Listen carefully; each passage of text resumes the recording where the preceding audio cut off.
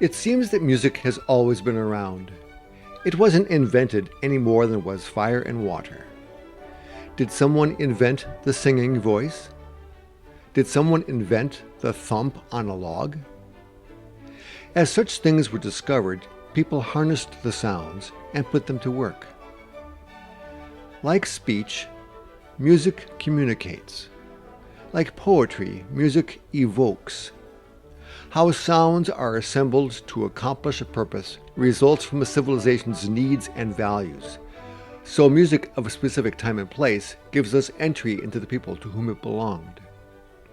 Music also connects us to our emotions, providing additional unique insight. Music and its place in history is a series in 14 episodes, each 45 minutes in length. Its aim is to be a primer, or an overview, of music throughout history, offering an infinite number of triggers that could inspire more research and study. In these episodes, we have traveled through the whole of music history, or skimmed through it, actually. All that history goes into our current musical landscape. Everything we have has been inherited. After 100 years trying to break all the rules, even that is part of the history we have now inherited. We do have difficulty judging the arts of today, though. Perspective requires time. History is in constant progress. We can try to understand today, but by tomorrow, today will be history, and in time, the perspective gained might make our current thoughts obsolete. It's freeing, actually. We just do our work. Tomorrow will serve as its judge. Having personally experienced some of the 20th century, there's little question in my mind that things are different now in the 21st. To a certain extent, how different things are is shocking, but it really shouldn't be. History tells us to expect it. 2 generations can be defined as 50 years, such as the difference of age between a grandparent and a grandchild. How is life different now compared to 50 years ago? How different is your experience compared to that of your grandparents? Imagine your grandparents as children. How different was their experience compared to that of their grandparents as children? In 1970, everything seemed experimental as people grappled with war protests, assassinations, and the real potential of annihilation. Back another 50 years, around 1920, the First World War had just ended, and jazz was just beginning to reach a broad audience through early recordings. If we go back 2 more 50-year increments, Beethoven was alive. 2 more and Bach was alive. 2 more, Monteverdi was writing some of the first operas just after the end of the Renaissance. Big changes happen in 50 years. Artists living today can expect to experience a discernible evolution to the arts within the span of their lives and careers. From my perspective, the 20th century was scattered and disparate. There were some patterns, like the Roaring Twenties, the Innocent Fifties, the Turbulent Sixties, etc. But overall, artists found few markers to follow. Constant invention, rule-breaking, experimenting, and only a few genuine successes left a fairly messy trail of cultural debris. The trajectories of jazz, rock, and popular styles are barely easier to follow. In comparison, the 21st century seems binary. When considering an issue, it is quickly divided into 2, a positive and a negative, and discussion only cements the antipodal positions. It's either this or that, with people unable or unwilling to view anything with thoughtful nuance. For the artist, whose role it is to show what is often hard to see, this assigns to them a societal role that is perhaps more important than ever. But no doubt, The greatest change of the 21st century has been the universality of digital technology. It has affected every part of life, and its impact going forward seems limitless. Of course, 50 years from now, everything will be different again.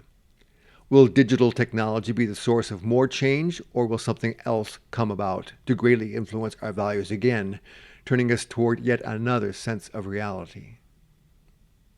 We can see some things coming, and perhaps make some predictions, but most of this isn't knowable. To any artist working today, I can suggest that there is no blockage to a good idea, well executed. Since each person is a participant in an ongoing history, we start at the place we understand and head to a place that we can envision. Where a work of art goes from there is rather outside of one's control, and how it is later received or has impact in the future is open-ended. Here is a daunting list of about 200 composers, listed in the order of their birth. They have all written music in the 20th century, so the list starts with the late Romantics who straddled the last century, and the list ends with composers who are actively creating new work in the 21st. These are all so-called classical composers.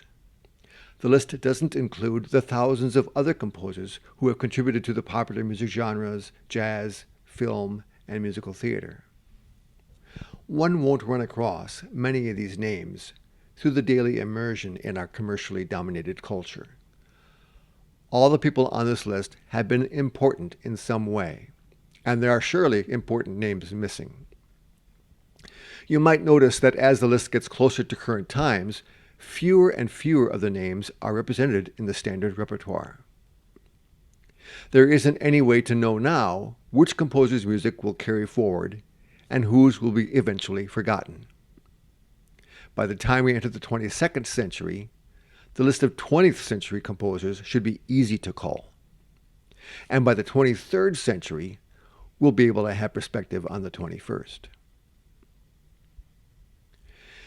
This list is a tool to help us develop some critical understanding about music being written today. From the broad sweep of the 20th century, we land in the 21st, and here we are. How much does the music of the 20th century inform us about the 21st? Let's find out. Over the next 20 minutes, I'll give you a sampling from the list, a relatively short excerpt of a few dozen, more or less in chronological order of their composition. I'll include many composers that we haven't otherwise had a chance to discuss. Each work will be identified as it is heard. You'll hear the trends through time, from Romanticism to modernism, to individualistic sidebars, to anti-modernism, to minimalism, and on toward the current times.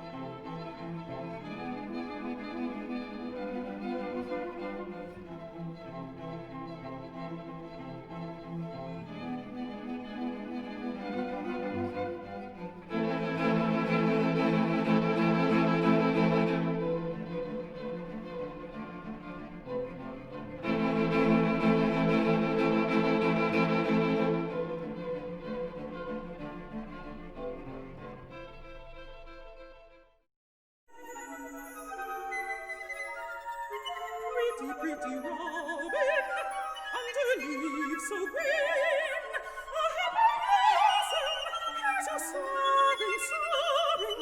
Pretty, pretty robin, near my bosom.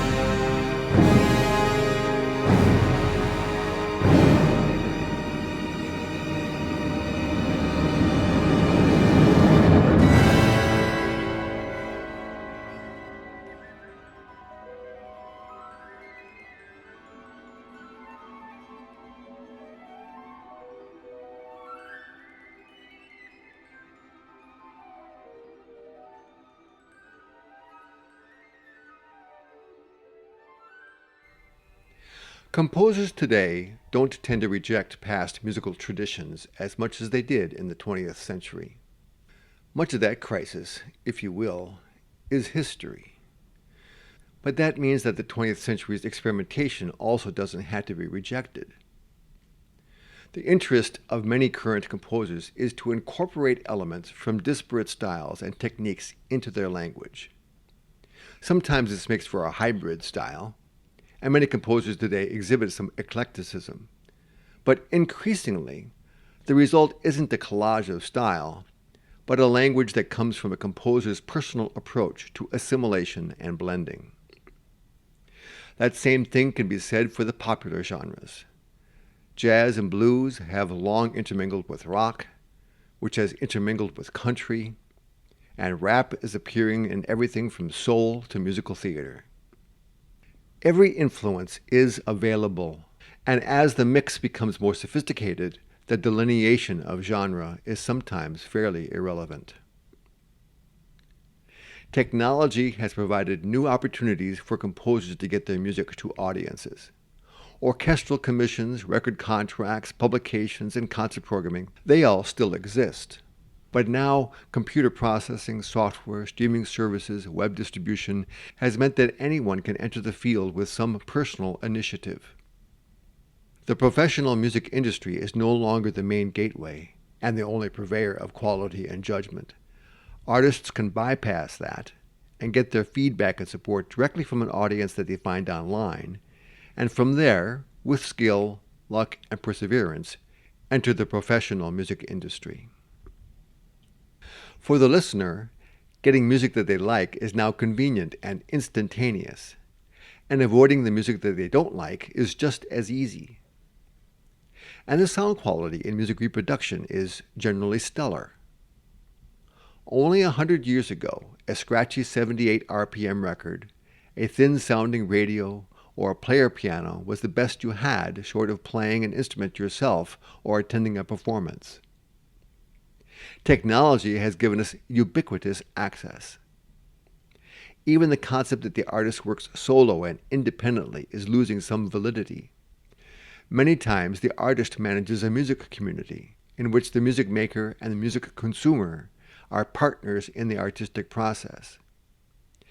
This isn't really a new idea, but with online platforms, the collaborative community approach is being practiced now more than ever. It's interesting, and we'll have to see where this goes. There are a few things we can all count on going forward. First, artists will always be around creating new work. They will always have a role in society, commenting on it and making people wonder and think. Second, people will always enjoy making, listening, and participating in music. For many, these activities are imperatives for reasons both personal and social. The market may be driven by the convenient access to music through recordings and technology, but we will always love the live music experience. And playing music won't lose its charm either, or its importance to many individuals' personal growth. Oliver Sacks, professor of clinical neurology and psychiatry at Columbia University and author of the 2007 book Musicophilia, writes in its preface that humans are exquisitely tuned for music. He writes, "We are a musical species, no less than a linguistic one. All of us, with very few exceptions, can perceive music, perceive tones, timbre, pitch intervals, melodic contours, harmony, and, perhaps most elementally, rhythm. We integrate all of these and construct music in our minds using many different parts of the brain. And to this largely unconscious structural appreciation of music is added an often intense and profound emotional reaction to music. Listening to music is not just auditory and emotional, it is motoric as well. We keep time to music, involuntarily, and our faces and postures mirror the narrative of the melody and the thoughts and feelings it provokes. We probably recognize the truth in what Sachs has written. We are wired for music, and music carries meaning that can affect us deeply. The explosion of musical style in recent times is really a response to where we are in today's world. We are multicultural and intercultural like never before. So there will always be room for a wide range of music serving a wide range of purpose. People will always continue to seek out music that touches them viscerally, emotionally, psychologically, and referentially. After all, it has always been so.